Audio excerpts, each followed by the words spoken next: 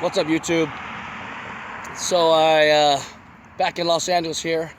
Thought I would do my final recap here in the hood, so to speak, here in LA. You can see it's not a bad hood with the nice house behind us, palm trees and such. So it's a couple days removed from the sports trip, the epic sports trip. I keep using that word, not to overuse the word epic, because a lot of people do, and everything's epic these days. But after digesting what actually happened over the course of the last 5 or 6 days is truly epic because a lot of things had to happen in order for each of those events to transpire, in order for there to be the events in consecutive days, in close enough proximity to be able to reach them locale-wise or to reach them driving-wise. And it was truly a planes, trains, and automobiles type of an adventure. So, just to recap everything, started out in LAX because I lost a bet to a Packer fan. The bet was the winner gets to have a game of their choice the next season. The loser had to buy the tickets to the venue at the game of their choice for the following season, and that was this year. So it was the Packers-Cowboys game last year. I lost that bet. And so consequently, the choice was Bears-Packers for Lambeau Field Thursday night this year. And when that all came together, we decided to add the stakes a little bit to it and add some other events to it, like Miller Park. So we flew in on Wednesday night and went to Miller Park for the Brewers-Reds game on Wednesday night.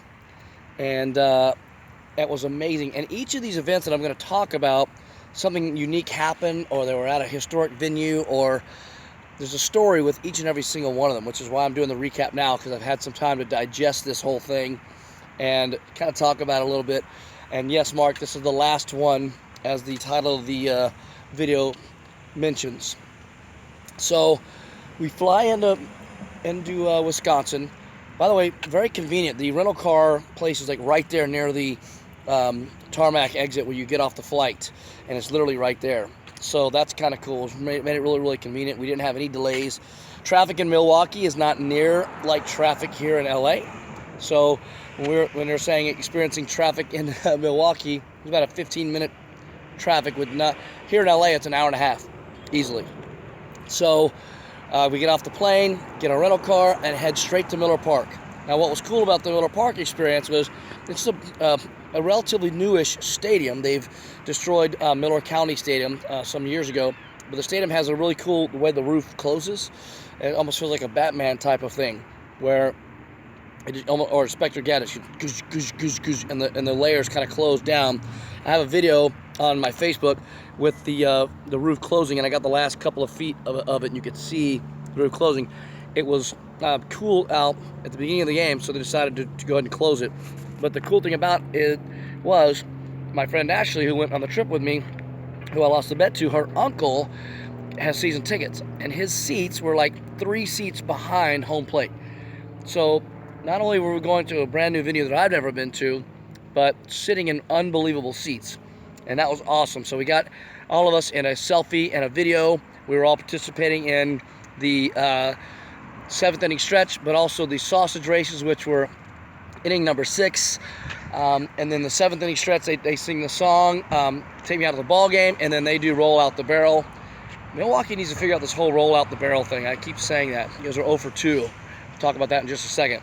So we wrap up Miller Park, get up the next morning, and we're heading to Green Bay. But before we go to Green Bay, we threw in a couple of bonus events. Even though it was all sports related, our trip, we threw in some bonus stuff because we want to maximize our time in that city and see as much as we possibly could along the way. So we went to Miller Brewing and Miller Valley. So we go to Miller Valley and we take a Miller High Life tour, which Miller Coors has merged. So they own Line and Kugels, Blue Moon, and some others. So I was happy about that because I'm not exactly a fan of Miller. Definitely not a fan of Miller High Life. It's definitely not the High Life. They call it the champagne of beers. It's definitely not that also. In addition, Miller Lite, just in general. Not a fan of Miller Lite, right? So anyway, we took the tour. Lots of photos on Facebook of that, Instagram as well. That was a really cool interactive tour, free of charge, by the way. So if you're in on Milwaukee, take the Miller tour in Miller Valley. You got the entire campus of Miller there. You're visited by Alfred Miller, the founder, through a hologram ghost experience. It's kind of cool, interactive experience. And then at the end of the tour, before you go in, you get to visit the caves, and they have this historic caves that are underground that they used to keep the kegs underneath the ground, and that would keep them cool because ice would melt and such. So they would use that, the underground caves, to keep the beers cold before they rolled them up at the top. And you got a chance to visit those historic caves, and then you got to go into the Miller Inn, where you got to sample not one, not two, but 3 9-ounce pours. So it wasn't just like a little taster here and there. It wasn't just like a little bit of this or a little bit of that. It was like legit 3 full-on beers, which is really cool, right? So, and then some snacks as well. So we hit that on our way to Green Bay. So then we go to Green Bay, and we're heading up for the Packers game. And that Packers game is going to be at Lambeau Field, the historic Lambeau Field. Now, I'm not a Packer fan, clearly, but I am a sports fan, and I respect venues, I respect history, and I respect the significance of these particular venues that we were going to. So this is day 2, and we're on the way to Green Bay for Lambeau Field. 2.5-hour drive, not bad, but what was cool about this one is our Airbnb was just 2 blocks away from Lambeau Field. 2 blocks from Lambeau. So no need to drive. The tailgate started at 3 o'clock. Got there about 1:30, 1:45, something like that. Got dressed up, head over for the tailgate. So we got 3.5 hours worth of tailgating ahead of us at Green Bay at Lambeau Field. So we went and saw the Don Hudson Center, which is where they practice. Then walked around, and there's lots of pictures to back up what I'm saying. So check out the recap. Check out the photos on Facebook, on my Facebook page, facebook.com/The Gage Maverik. You'll see them there to kind of substantiate and back up kind of what I was saying. In addition, they have these footballs out there, and it has glory and integrity and honor. And then they have this other really cool place where they've got, it's a Lombardi building, and it's held up by a football. So this is a football town, very passionate about their team, and we had a great time. Videos from there. In fact, on my Facebook Live, we actually did the Lambeau Leap. So get on over to Facebook Live, or Facebook, my Facebook page, and see us do the Lambeau Leap live on Facebook. You'll see us do it. So that was a really cool opportunity for you guys to see that as well. Then we had, so the unique experience there was that it was about 70 degrees when we got there. Beautiful, light breeze, felt great. We got all dressed up in our game day attire. She was all packered up. I was neutral, didn't care. And it was 70 degrees when we walked over to the stadium. Tailgated, had a great time. They have a big indoor tailgate there on the campus of Lambeau Field. Then the game starts, and about 10 minutes into the game, 10 minutes football time, not real time, lightning storm. So we had a 47-minute lightning delay at Lambeau Field the same day. It was like 70 degrees before we went in. So now we're all running for cover, and they're like, if you saw it on TV, they actually had a delay, and they had all of us on the concourses and like shoving us in, and now it's starting to rain, and now it's cold. It's probably 55 degrees. So like a 20-degree temperature drop at Lambeau Field the night of the game. Bears-Packers last Thursday. So if you saw highlights of it, you'll see the 47-minute delay. We were there for all of that. Game comes out, game resumes. The Packers kill the Bears. Wasn't even a close game. So, of course, naturally, Ashley was happy about that. I didn't care, but I was there to watch a great game. So the game ends, go back, get the Airbnb. So now that's day 2 complete. So day 3 was going to be Chicago. How were we going to get from Green Bay to Chicago? Now also keep in mind that all of this is in Central Time, okay? So we had to get up at like 5:30 a.m.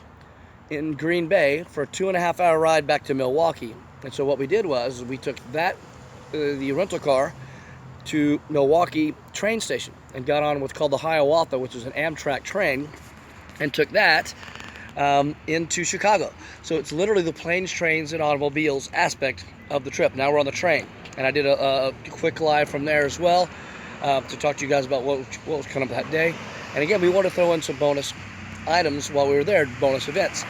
So we get off the train, go right into downtown Chicago, which is the river right there. The river's escaping me for what that river is.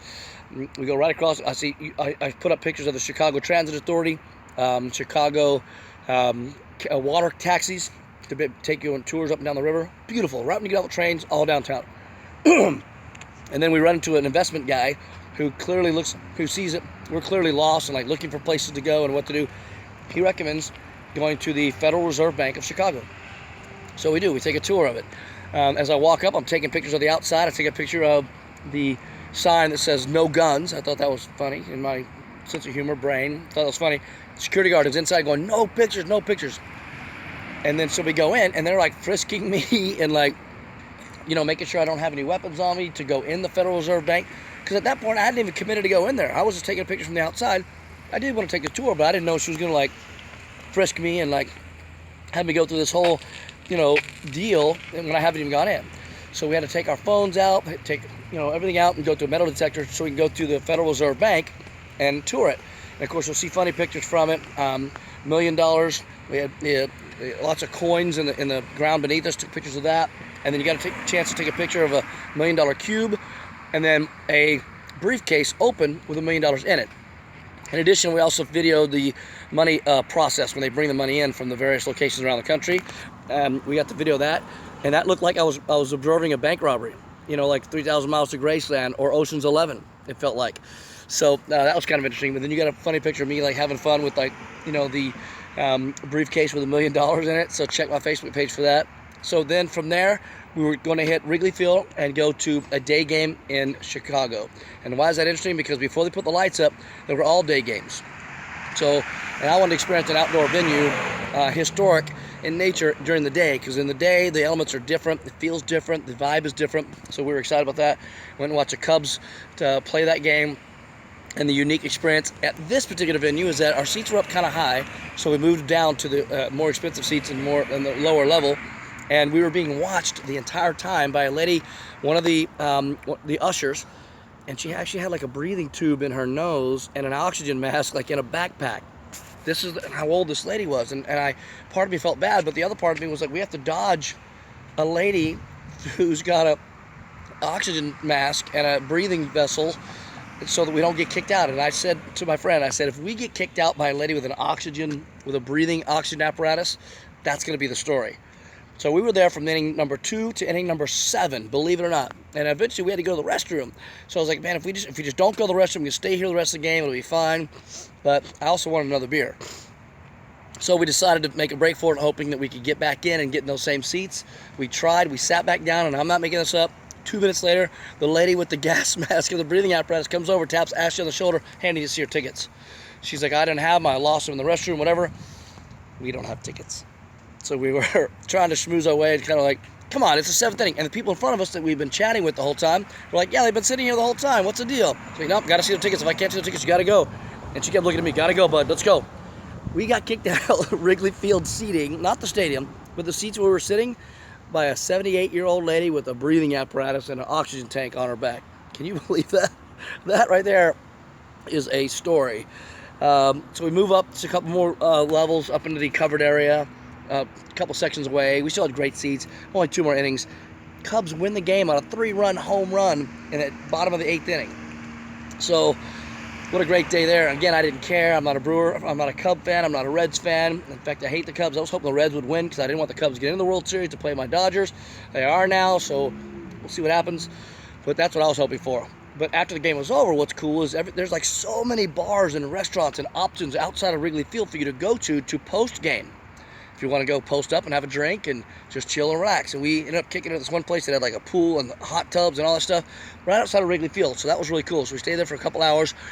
I headed back into Chicago where we got some legit Chicago deep dish pizza. Now, if you haven't had this, when people are talking about Chicago-style deep dish pizza, it's actually true. Like, they make it in the reverse. Like, the crust is on the bottom, then there's cheese, then they put the toppings on it, and then they put the sauce on top of the toppings. It's a weird way, but it actually still is able to hold everything together, which I didn't know. I thought it would fall apart. Well, it didn't. And it was called Giordano's. Giordano's. If you haven't been, or if you haven't been, and you're watching this, is it Giordano's? I don't have it with me. Something like that. Right there on the outskirts of town. And there's 2 locations. So, man, we just got a medium-sized pizza, but neither of us could eat the whole thing. So we ended up keeping it and taking it back, heating it up later. That was Thursday night. So that was Friday, day 3. And then finally, day 4 was the Wisconsin Badger game in Madison. And I'm a huge college football fan. And each of the events we had gone to prior were great, and each one built on the next. So great time at Miller Park, great time at Lambeau, except for the lightning thing and really cold rain, but a very historic venue. And so Friday, Wrigley Field was very historic and absolutely fantastic, right? So Saturday, though, Madison, Wisconsin Badgers versus Northwestern in the Big Ten opener for the Wisconsin Badgers. And what an electric scene. What an electric scene. Badger Stadium holds like 85,000 people, something like that. Tailgating outside St. James Cathedral, and you'll see that video as well. And I actually had fun with that video. I was walking around. The game is played at Camp Randall. That's the name of their stadium. So one of my funny questions was asking the students there and the alumni there and all the people that are Wisconsin Badgers why it's called Camp Randall and who their rival is. Those were my two funny GageTV type questions. And it felt a little bit like street walking with Jay Leno, where he would ask questions that people should know the answer to. And it was funny the different answers I got. And you'd see like the look on the face, like, oh, I don't know why they call it Camp Randall. And they're supposed to be fans of the team. So I thought that was funny. So check out that video on Facebook as well. But to surmise, I would say, and here's how it came down. We did 4 games in 4 days, 4 games in 4 days in 4 different cities in 2 different states. Wow. And of them, I think the Wisconsin Badger game was my favorite thing to do. So guys, I asked the question on my Facebook Live that day. I want to ask it again here on YouTube. Please comment below with your epic sports trip. Have you done something to match or overdo this, or to do more? Have you gone to 5 events in 5 days, 6 events in 6 days, 10 events in 7 days?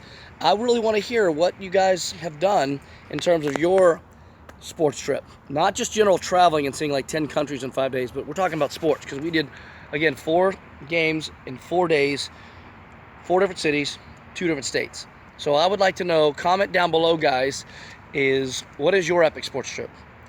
How many sporting events did you go to? It could be college, pro, high school, any combination thereof, because we did 2 pro baseball, 1 pro football, and 1 college. So chime in below. Don't forget to like the video. Don't forget to subscribe. That button is down below as well. But comment on your epic sports trip. I really want to know what it is. This isn't a competition. It's more curiosity and starting a conversation. So I'm not trying to outdo anyone. It was just an amazing 4 days, and a lot of stuff had to come together. The cities had to be close. The teams had to have home games. We had to have transportation options to get to each and every one of them. Also to do it safely, so that we weren't drinking and driving. I don't encourage that.